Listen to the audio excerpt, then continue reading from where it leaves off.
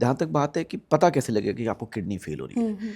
अगर किसी इंसान का यूरिन आना बंद हो जाए, एकदम से। हाँ बिल्कुल, हो सकता है, या फिर कम हो जाए।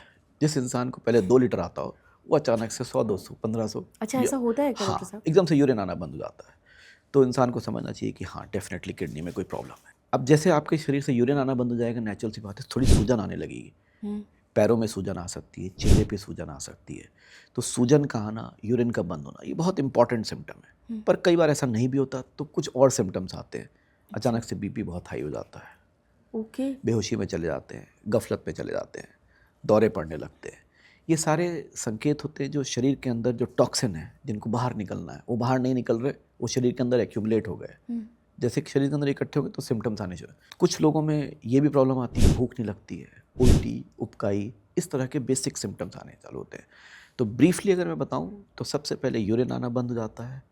किसी को यूरिन आ भी रहा है तो दूसरे सिम्टम्स आते हैं, जैसे कि भूख ना लगना, उल्टी, उबकाई, बेहोशी में जाना, दौरे पड़ना। ये कई सारे सिम्टम्स ऐसे होते हैं जिससे पता लगता है कि किडनी पे कुछ प्रॉब्लम चल रही है।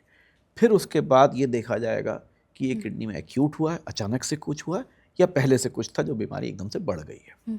किसी भी इंसान को अगर पता लगाना है कि मेरी किडनी में कुछ प्रॉब्लम आ रही है, तो उसको सबसे पहले बेसिक कुछ टेस्ट्स करवाने होते हैं। अच्छा। सबसे पहले जिसमें कि सीबीसी, केएफटी और यूरिन रूटीन है।